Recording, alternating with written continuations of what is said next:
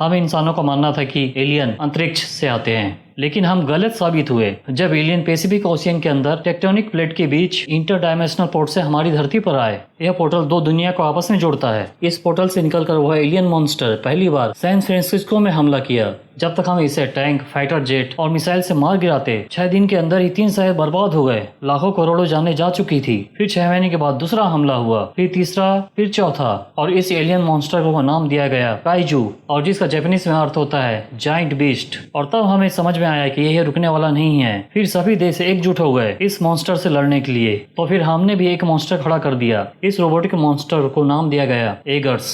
शुरू में एक अकेले पायलट के लिए एगर्स के साथ मानसिक जुड़ाव करना भारी पड़ा। फिर 2 पायलट वाला सिस्टम बनाया गया है, 2 दिमाग और 1 पायलट कंट्रोल, और इस मानसिक जुड़ाव को कहते हैं ड्रिफ्टिंग। फिर एगर्स काइजू को धीरे धीरे खत्म करने लगे। एगर्स उतने ही काबिल थे जितने कि उसके पायलट। यह पायलट बन गए रातों रात सुपरस्टार, और काइजू बन गए खिलौने। फिर इसके 7 साल बाद अलास्का में कैटेगरी 3 का काइजू खंजर खोपड़ी बाहर निकलता है, अभी तक का सबसे बड़ा काइजू। और अलर्ट की आवाज सुनकर रैली बेकेट अपने बिस्तर से उठ जाता है। फिर अपने जुड़वा भाई यान्सी बेकेट को उठाकर बोलता है कि एक बहुत बड़े काइजू ने खाड़ी में हमला कर दिया है। फिर वे दोनों भाई रेडी होकर चल पड़ते हैं। एगर्स के अंदर जाने के पहले उनको एक स्पेशल सूट पहनाया जाता है। फिर वे दोनों एगर्स के अंदर जाकर उसके साथ जुड़ जाते हैं। फिर इनके एगर्स के साथ मानसिक जुड़ाव की प्रक्रिया शुरू की जाती है, और इसके बाद जिप्सी डेंजर काइजू से लड़ने के लिए पैसिफिक ओशियन की तरफ चल पड़ता है। और वहाँ पर एक छोटी सी शिप होती है। काइजू इस शिप पर अटैक करे उससे पहले ही जिप्सी डेंजर उसे बचा लेता है। फिर जिप्सी डेंजर काइजू पर प्लाज्मा कैनन से हमला करता है, और इससे ये दोनों भाई समझते हैं कि यह बेचारा तो गया काम से, और यही समझकर जिप्सी वापस लौटने लगता है। और तभी मार्शल स्टार्क और पेंटिकॉस्ट उन दोनों को बोलता है कि हमें अभी भी काइजू के जिंदा होने के संकेत मिल रहे हैं। और तभी अचानक ही काइजू जिप्सी पर हमला करता है और जिप्सी का लेफ्ट हैंड तोड़कर अलग कर देता है। और फिर जिप्सी डेंजर के सिर को तोड़कर यान्सी को बाहर खींच लेता है और उसे मार भी देता है। और इसके बाद खंजर खोपड़ी जिप्सी डेंजर को बुरी तरह से डिस्ट्रॉय कर देता है। फिर राली अकेले ही जिप्सी डेंजर की पूरी पावर का इस्तेमाल करके खंजर खोपड़ी को मार गिराता है। अब मार्शल को जिप्सी डेंजर का सिग्नल आना बंद हो जाता है। फिर राली जिप्सी डेंजर को किसी तरह समुद्र के किनारे ले ही आता है और चक्कर खा के गिर पड़ता है। और राली बहुत ही जख्मी हालत में जिप्सी डेंजर से बाहर निकलता है और यहाँ पर अपने होश खोकर गिर पड़ता है। 5 साल बाद वर्ल्ड लीडर मार्शल को बोलते हैं कि काइजू एगर्स से बचाव के तरीके सीख रहे हैं और साथ में विकसित भी हो रहे हैं, और अब तो कैटेगरी 4 के भी काइजू हमारी दुनिया में आ रहे हैं, और एगर्स कोई काम के नहीं रहे, इसलिए एगर्स प्रोग्राम के लिए फंड देना बंद कर दिया जाएगा। राली अपने भाई यान्सी को खो देने के कारण एगर्स प्रोग्राम को छोड़ चुका था और डिफेंस वॉल में काम करने लग जाता है। राली न्यूज में देखता है कि कैटेगरी 4 के काइजू शहर में अभी भी हमला कर रहे हैं और ये डिफेंस वॉल कोई काम नहीं आ रही। फिर मार्शल राली को ढूंढता हुआ सीधा यहाँ पर पहुँचता है और उसको यहाँ पर बोलता है कि मार्क 3 के सभी पायलट्स मारे गए और उसमें सिर्फ तुम ही बचे हो। और तब राली उसको बोलता है कि मैं और किसी से मानसिक जुड़ाव नहीं करना चाहता, क्योंकि जब मेरा भाई मरा तब वो मेरे दिमाग से जुड़ा हुआ था। फिर मार्शल उसको बोलता है कि दुनिया खतरे में है, तुम यहाँ पर मरना चाहोगे या एगर्स में। और तब राली उसके साथ जाने के लिए राजी हो जाता है, और फिर मार्शल उसको अपने साथ हांगकांग के एगर्स स्टेशन सैटाडोम लेकर जाता है। और वहाँ पर पहुंचकर मार्शल उसको माको मोरी से मिलवाता है। माको मोरी एगर्स रेस्टोरेशन प्रोग्राम की डायरेक्टर और मार्शल की गोद ली हुई बेटी होती है। फिर मार्शल राली को अपने साथ ले जाकर रिसर्च टीम के 2 मेंबर डॉक्टर हरमन और डॉक्टर न्यूटन से इंट्रोड्यूस करवाता है। ये दोनों ही साइंटिस्ट काइजू की स्टडी और उस पर रिसर्च कर रहे होते हैं। फिर मार्शल उसको अपने साथ एगर्स के कॉम्प्लेक्स में लेकर जाता है। फिर राली को बोलता है कि पहले इस कॉम्प्लेक्स में 30 एगर्स खड़े रहते थे, अब सिर्फ 4 ही बचे हैं, और इस वार क्लॉक को हम हर काइजू अटैक के बाद रीसेट करते हैं। वो तीनों ही एगर्स को बारी बारी से राली को दिखाता है और इन सभी के बारे में बताता भी है, जैसे कि Russian Cherno Alpha, Chinese Crimson Typhoon और ऑस्ट्रेलियन स्ट्राइकर यूरेका। अब मार्शल उसको अपने पुराने फ्रेंड हरक्यूलिस से इंट्रोड्यूस करवाता है। हरक्यूलिस और उसका बेटा चक हिंसन ऑस्ट्रेलियन स्ट्राइकर यूरेका के पायलट होते हैं। फिर राली मार्शल से उसे यहाँ पर लाने का कारण पूछता है, और तब मार्शल उनको बोलता है कि हम सीधे ब्रिज पर ही हमला करेंगे। हम स्ट्राइकर यूरेका की पीठ पर 2400 पाउंड का थर्मोन्यूक्लियर बम लगा देंगे और इस एगर्स को 3 एगर्स मिलकर प्रोटेक्शन देंगे। डॉक्टर हरमन मार्शल को होलोग्राफी प्रोजेक्शन में दिखाता है कि काजू का आने जाने से जो ब्रिज बन गई है, हम इसको इतने देर तक खुला रखेंगे कि बम आराम से इसके थ्रू अंदर जा पाए और उसकी दुनिया में तबाही मचा दे। और फिर डॉक्टर न्यूटन बीच में टांग अड़ाकर बोलता है कि हर काइजू का डीएनए एक दूसरे से मैच करता है और मैं इनके दिमाग से जुड़कर सारी जानकारी ले लूंगा, जिस तरह से 2 एगर्स पायलट आपस में जुड़ते हैं। फिर मार्शल उसको समझाता है कि ऐसा करना बहुत खतरनाक हो सकता है। माको मोरी राली को उसका एगर्स जिप्सी डेंजर दिखाने के लिए ले जाती है। अभी यह पूरी तरह नया बन चुका था। माको मोरी मार्शल से जिप्सी का वो पायलट बनने की जिद करती है, पर वह मना कर देता है। हरक्यूलिस राली को साथ में खाना खाने के लिए इनवाइट करता है और वहाँ साथ में बैठा उसका बेटा चक राली की बहुत बेइज्जती करता है, और फिर वो अपने डॉग मैक्स के साथ यहाँ से चला जाता है। नया को पायलट लेने के लिए सभी कैंडिडेट का फिजिकल टेस्ट लिया जाता है रैली के साथ, पर यहाँ पर कोई भी रैली के सामने ज्यादा देर टिक नहीं पा रहा था। फिर रैली माको मोरी को इस टेस्ट में आने के लिए चैलेंज करता है और फिर रैली और माको मोरी की आपस में फाइट होने लगती है और माको मोरी इस टेस्ट में पास हो जाती है। और फिर रैली मार्शल को बोलता है कि अब यही मेरी को पायलट होगी, और मार्शल किसी कारण से मना कर देता है कि तुम इसको छोड़कर किसी को भी को पायलट ले सकते हो। इसके बाद न्यूज में दिखाता है कि जितने भी कोस्टल वॉल बनाए गए उन सभी को काइजू बड़ी आसानी से तोड़कर शहर में हमला कर रहे हैं और लोग यही सोच रहे हैं कि एगर्स प्रोग्राम को बंद क्यों कर दिया गया है। डॉक्टर न्यूटन काइजू के दिमाग के साथ मानसिक जुड़ाव की प्रक्रिया शुरू करता है और इससे उसको काइजू के बारे में काफी जानकारी मिलती है, पर इससे उसकी हालत काफी खराब हो जाती है और इसी समय डॉक्टर हरमन आकर तुरंत ही इस मशीन को डिस्कनेक्ट कर देता है। फिर मार्शल माको मोरी के पास आकर उसको दूसरे टेस्ट के लिए परमिशन दे देता है। फिर राली और माको मोरी रेडी होकर जिप्सी डेंजर के अंदर जाते हैं और वहाँ पर इन दोनों का मानसिक जुड़ाव शुरू किया जाता है। और इसी समय डॉक्टर हरमन दौड़ते हुए मार्शल के पास आता है और इसको बोलता है कि न्यूटन ने काइजू के दिमाग के साथ मानसिक जुड़ाव कर लिया है। और फिर मार्शल तुरंत ही डॉक्टर न्यूटन के पास पहुंचता है और फिर डॉक्टर न्यूटन बताने लगता है कि काइजू सिर्फ अपनी भूख मिटाने के लिए यहाँ पर नहीं आए, बल्कि पूरी मानव जाति को खत्म करने के लिए आए हैं और ये डायनासोर के समय में भी आए थे। उस समय का वातावरण उनके सर्वाइव करने लायक नहीं था। हमने वातावरण को इतना दूषित करके उनकी जीने लायक बना दिया है। और तब मार्शल उसको और भी जानकारी लेने के लिए ये मानसिक जुड़ाव फिर से करने के लिए बोलता है। फिर मार्शल उसको स्क्रीन में दिखाता है कि यह है हनीबल चाउ। ये काइजू को हर पार्ट्स को अलग अलग करके इसकी कालाबाजारी करता है। जब हमको एगर्स प्रोग्राम के लिए फंड मिलना बंद हो गया था और तब मैंने ही इसे कालाबाजारी करने के लिए परमिशन दी। फिर मार्शल उसको एक कार्ड देते हुए बोलता है कि इसे वहां दिखा देना और वहां से काइजू का एक फ्रेश दिमाग ले आना।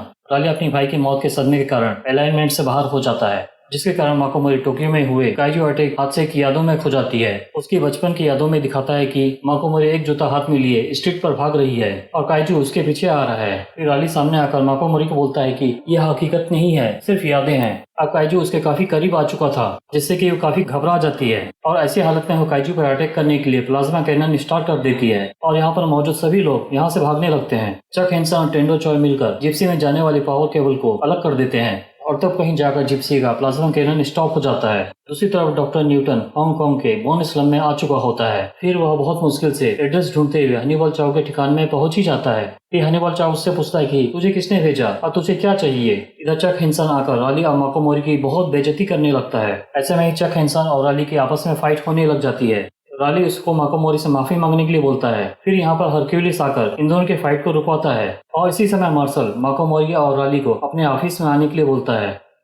और यहाँ पर मार्शल राली को बोलता है कि माको मोरी को इतना भी तजुर्बा नहीं है कि वो लड़ाई के दौरान अपनी यादों को अपनी काबू में रख सके। तब राली उसको बताता है कि मैंने उसकी यादों में जाकर सब कुछ देखा है और उसकी यादों में दिखाता है कि काइजू यहाँ पर मरा पड़ा है और एगर्स से मार्शल बाहर निकल रहा है और तब से ही माको मोरी इनको एक आदर्श मानने लगती है। इसके बाद टेंडो चॉय को पोर्टल से कैटेगरी 4 के 2 काइजू बाहर निकलने के संकेत मिलते हैं। एक का नाम दिया जाता है ओटाची और दूसरे का लेदरबैक। फिर मार्शल कॉम्प्लेक्स जाकर सभी एगर्स पायलट को आदेश देता है कि क्रिम्सन टाइफून और चेर्नो अल्फा तुम आगे रहकर हार्बर की सुरक्षा करोगे और ऑस्ट्रेलियन स्ट्राइकर तुम पीछे रहकर समुद्र तट की रक्षा करोगे। हम तुम्हें खो नहीं सकते, तुम आखिरी वक्त में हमला करोगे। फिर क्रिम्सन टाइफून और चेर्नो अल्फा को समुद्र में उतार दिया जाता है और यहाँ पर फाइट की शुरुआत में ही ओटाची अपनी पूंछ से हमला करके क्रिम्सन टाइफून को दूर फेंक देता है। अब क्रिम्सन टाइफून ब्लेड वाली चक्री निकालकर ओटाची पर हमला करता है, जिससे कि वो लहूलुहान हो जाता है। फिर क्रिम्सन टाइफून उड़ते हुए पलटी खाकर ओटाची को दूर फेंक देता है। अब चेर्नो अल्फा आकर अपने हथौड़े जैसे हाथ से ताबड़तोड़ घुसा मारता है, पर वह इसको भी अपने पूंछ से हमला करके गिरा देता है। इसके बाद ओटाची क्रिम्सन टाइफून पर अपने पूंछ से लगातार हमला करके बुरी तरह डिस्ट्रॉय कर देता है, जिससे कि वो समुद्र में डूबकर मारा जाता है। फिर वो चेर्नो अल्फा पर एसिड के बौछार फेंकता है, जिससे कि उसके काफी सारे सर्किट खराब हो जाते हैं। अब चेर्नो अल्फा खतरे में होता है। यह देखकर स्ट्राइकर यूरिका इसको बचाने के लिए दौड़ पड़ता है। स्ट्राइकर यूरिका के पहुंचने के पहले ही लेदरबैक चेर्नो अल्फा पर बिजली की तरह झपटा मारता है और वह अकेले ही चेर्नो अल्फा का तोड़फोड़ करने लगता है, जैसे कि उसके हाथ कोई खिलौना लग गया हो और उसके साथ ही उसके दोनों पायलट समुद्र में डूबकर मारे जाते हैं।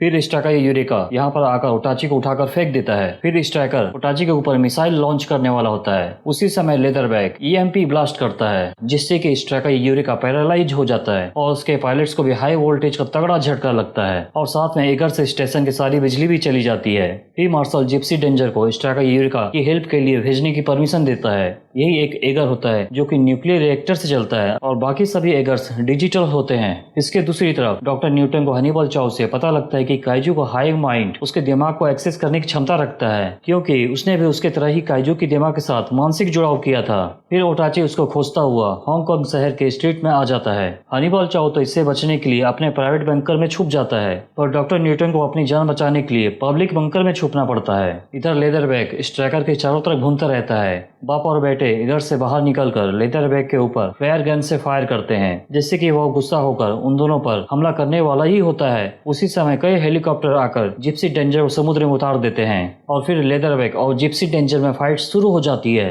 लेदरबैक उसको उठाकर शहर की तरफ फेंक देता है। फिर जिप्सी डेंजर शिप के बड़े बड़े कंटेनर लेकर लेदरबैक का थोड़ा ही सुझा देता है और फिर प्लाज्मा कैनन से लगातार फायर करके उसके हाथ को ही अलग कर देता है और उसके साथ ही लेदरबैक की यहाँ पर डेथ हो जाती है। ओटाची यहाँ पर आकर बंकर की छत को तोड़ देता है और डॉक्टर न्यूटन को सूंघने लगता है। फिर वो यहाँ से चला जाता है। जिप्सी डेंजर अपने हाथ में एक बड़ी सी शिप लिए ओटाची की तरफ बढ़ने लगता है और वह इस शिप से ओटाची को कपड़े की तरह धो डालता है।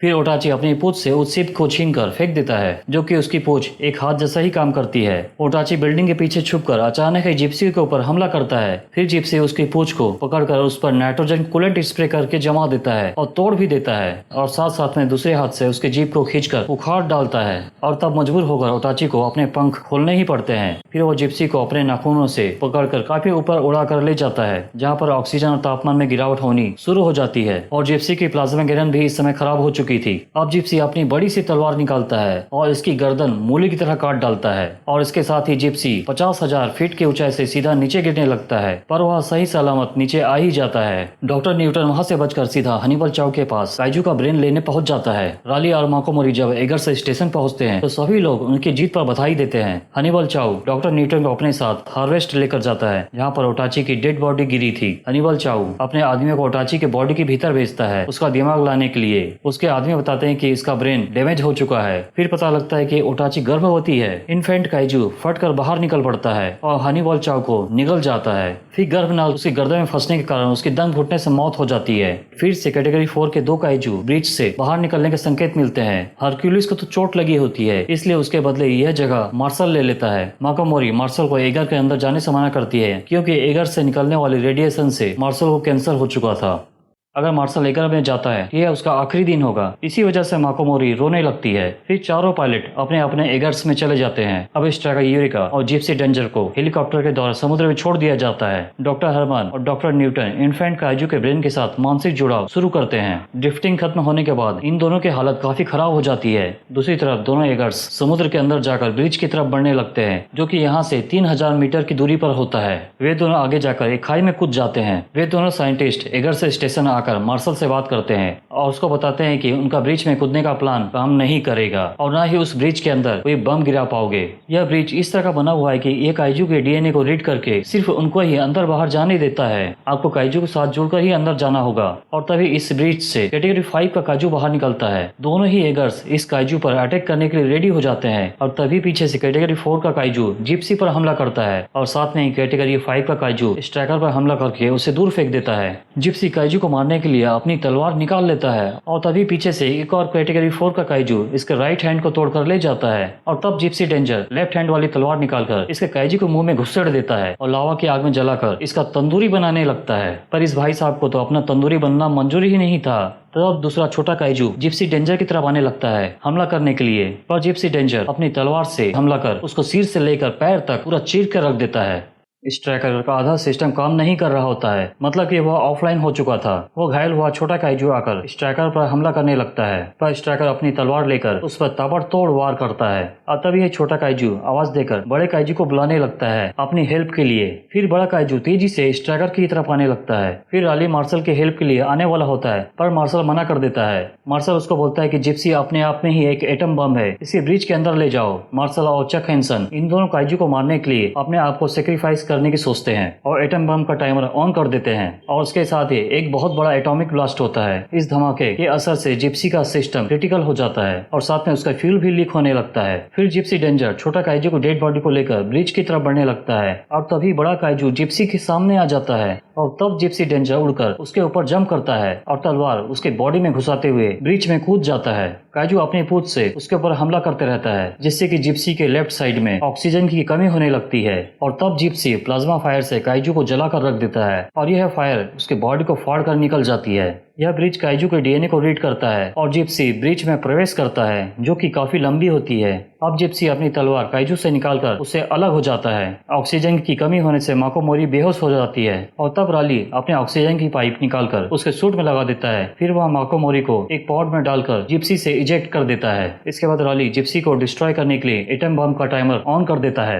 रिएक्टर मेल्ट डाउन होने के लिए उल्टी गिनती शुरू हो जाती है। अब जिप्सी उनकी दुनिया में पहुंच चुका था और यहाँ पर तरह तरह का काइजू का मेला लगा होता है और उनका एक सूरज भी होता है। मेल्ट डाउन होने में कुछ सेकंड बाकी होते हैं और तभी राली भी अपने आप को एक पॉड में डालकर जिप्सी से बाहर निकल जाता है। काउंटडाउन खत्म होते ही एक बहुत बड़ा एटॉमिक ब्लास्ट होता है, जिससे कि लगभग सभी काइजू मारे जाते हैं और साथ में यह ब्रिज भी टूट जाती है, जो कि काइजू को हमारी दुनिया में आने का एकमात्र रास्ता था। फिर हरक्यूलिस तुरंत ही उनके हेल्प के लिए चॉपर भेजने का आदेश देता है। माको मोरी का पॉड समुद्र के ऊपर आने के बाद उसको होश भी आ जाता है। थोड़ी देर बाद राली का पॉड भी बाहर आता है। फिर माको मोरी तुरंत ही तैरकर उसके पॉड के ऊपर पहुंच जाती है और उसके पॉड का कवर खोल देती है। फिर वो राली का पल्स चेक करती है, जो कि इस समय चलती नहीं है, और तब माको मोरी इसको जोर से पकड़कर रोने लगती है। और तभी राली होश में आकर बोलता है कि तुम मुझे बहुत जोर से दबा रही हो, जिससे कि मैं सांस नहीं ले पा रहा। इसके बाद यहाँ का मार्शल हरक्यूलिस बनता है और आदेश देता है कि इस वार क्लॉक को हमेशा के लिए बंद कर दिया जाए। और यह बात सुनकर सभी लोग काफी खुश हो जाते हैं। अब इन दोनों को लेने के लिए यहाँ पर काफी सारे चॉपर पहुंच जाते हैं। अब हम आगे बढ़ते हैं इसके पोस्ट क्रेडिट सीन की तरफ। हनीबल चाउ इनफैंट काइजू का पेट अपने चाकू से फाड़कर बाहर निकलने लगता है और बोलता है कि साला मेरा दूसरा जूता कहाँ चला गया। इसका दूसरा जूता कोई और नहीं, डॉक्टर न्यूटन ले गया होता है, क्योंकि यह जूता